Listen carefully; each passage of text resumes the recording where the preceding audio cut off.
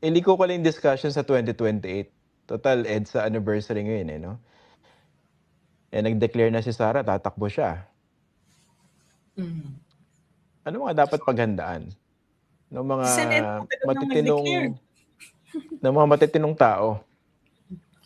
Tingin ko it puts pressure on yung process ng mga Nabilisan.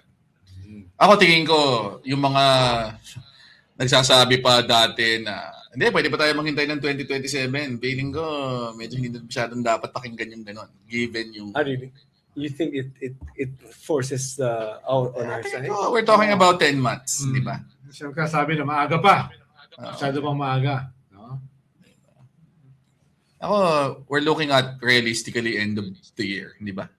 Pwedeng end of the year. Yeah. So 10 months from now. Yeah. Or earlier. Or earlier. Tama. Ako hindi ako worried. Hindi ka worried? Oo. Because We get the government we deserve. Diba? Yun yung nakakatakot. Ibang hugot yun. Assassins na hugot yun. Pero ang tanong dyan, should... In-endorse na hindi yung iba na naghihintay kay Lenny, would that be a good good strategy? Or good track? Yung naghihintay for Lenny? Ano yan? Waiting for Godot?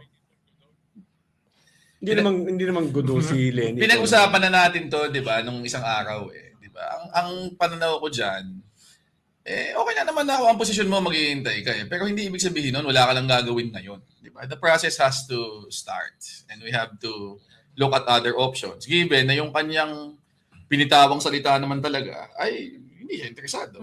Di ba? Ngayon, kung magbabago yun later, we'll cross that bridge when we get to it. Pero But the right challenge now, kasi with Lenny not formally withdrawing is it suppresses the vote because it's because people are hesitant to choose another one with the expectation that at some point She will change she will run.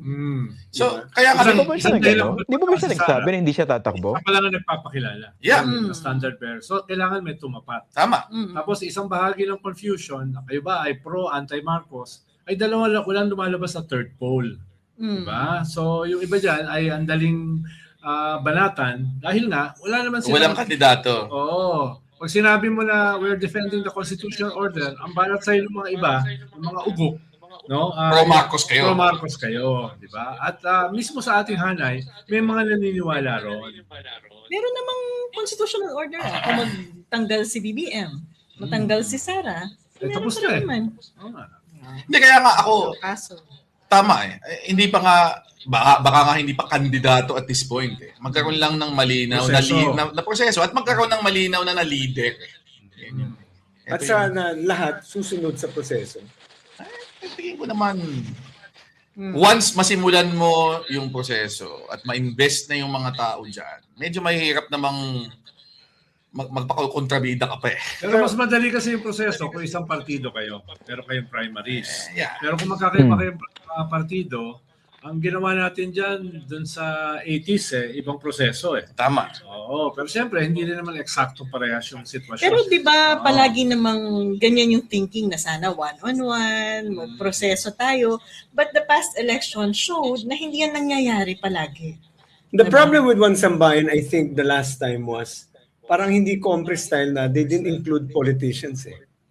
Tsaka hindi kasama lahat doon. Madaming hindi kasama doon. Maraming Hindi kasama ron. Dito, we're very specific. Only our forces lang. Tayo Ayun lang. nga. Pero yung mga bigla kasing sumusulpot will have an impact dun sa resulta. But I think they're open to that eh.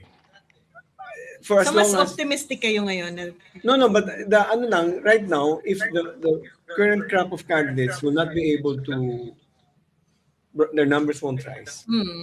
They're open. They should be open to others na hindi identified kay Sara. Pero For meron as na, long may standard din sila. pero ito yung may proseso na eh. Nagsimula na yung proseso. Correct. Ayun na yung proseso na yon, yung dalawa na open. Tama. Ano nga, si Lenny naman nagsara eh. Ayun, dalawa. Ang problema, yung elephant in the room, talaga bang nagsara si Lenny? Yan ang Yun ano. yung issue. Dahil bali wala yung proseso na dinadaanan ng dalawa na open. No? Kung bitin pala yung usapin nung isang Pagsasama. principal. That's why I said Oo. the votes of BAM and Risa are being suppressed. Pero, I mean, to no fault of BAM or Risa, it's really because it's not even a question on their capability. It's really a question of, Meron is bitin. Lenny running? May Yes. bitin. Yeah. hindi ba ilang beses niya naman sinagot yung No, but you know that's because her non-categorical statement coming from herself is the one thing that will at least shut down all these discussions. Hindi pa ba categorical statement yung No, I agree with you. I agree with you, but for others, the hope is there. Teka, so you would prefer, Edwin, no? Yeah. Tingin ko, Ganon. So, would you Last prefer na minute. magpa-press con siya, magsalita siya publicly, and say it once and for all? merong opening eh. No? Parang gano'n, no? Pag sinabi mo na magpapasya ako sa 2027, sa January, ibig sabihin nun, may opening. Ba't ka anong pagpapasyahan mo? Hindi naman yun ang sinabi niya. Di ba? Oo. Wala siyang sinabi, but wala siyang sinabi doon. The question was actually on when. The question is how early parang napag-discuss something like end of December, first quarter of 2027. Na may final. Actually, ang ideal talaga is end of December. So, but there's still a debate. The other problem is, should it be a quantitative basis for choosing? When you say quantitative, survey Most to. winnable. Na hindi long list. So, of course, para may plano pang yung mga, may qualitative na pinapasok. So, paano how will you evaluate the qualitative aspect? Diba? It changes. Qualitative as in, mas gusto ko yung Survey. mga prinsipyo. Parang some people are trying to inject that. So it should be really quantitative talaga. Numbers. Numbers talaga. At the end of the day, it's a horse race eh. I mean, whether you agree with that or not, that's the most objective way. Of course, subject to verifying. Ang question ngayon, what is the most reliable survey firm? Nagkakaroon ng doubts. May dyan, gusto ko i-confront yung issue ng process, no? Kasi ang kalaban sa 2028, very monolithic mag-isip eh. Almost cult-like. Talagang Sara Duterte, sinasamba nila. Yung sa proseso, kahit tama yan, itong legit opposition or third poll, could that also work against their benefit? Yung masyadong stickler sa proseso, when in fact, di ba dapat mas gawing practical? Look at the What do you mean by numbers. practical? What do you mean by practical? Look at the numbers. Okay, exactly. Yun naman ang gagawin eh. Horse race kasi talaga eh, at some point. Paano yung qualitative? Parang hindi ganun kahalaga dahil lahat naman ito may qualitative unity. No? Ang usapin na ngayon, ibig sabihin, isang community ito eh.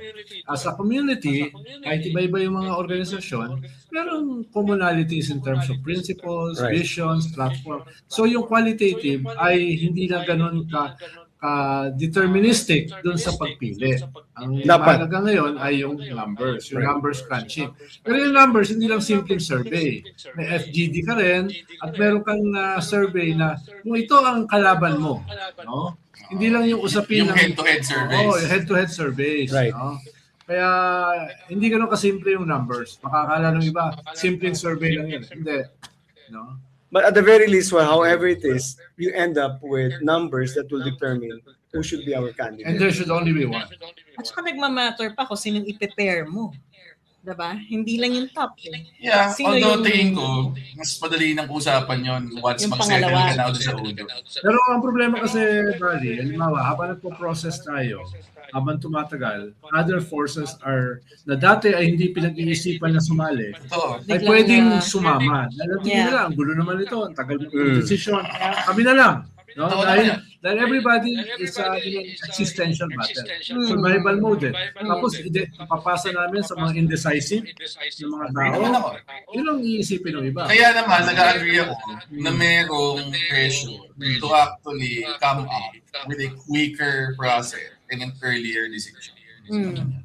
And definitely, putting off yung decision for another year is It's not a decision. exactly. In the words of Kakabagaw, pag middle of 2027, Ay. ang dinagat, Duterte country na yan. Mm. Di ba? Ganun ang sinabi ni Kaka eh. Kasi tama yung Magbabato ako ng pangalan. tama yung point ni Seth Ronald. hindi lang naman tayo yung player dito eh. Exactly. Yun yung, at hindi naman as if titigilan mo lahat yung mga yun at hihintayin na, we will be polite. Di ba? And give you all the time you need. Wala naman ganun eh. Pero may dumalaw na sa... Baka ideally, ganun. Pero sa totoong mundo, hindi.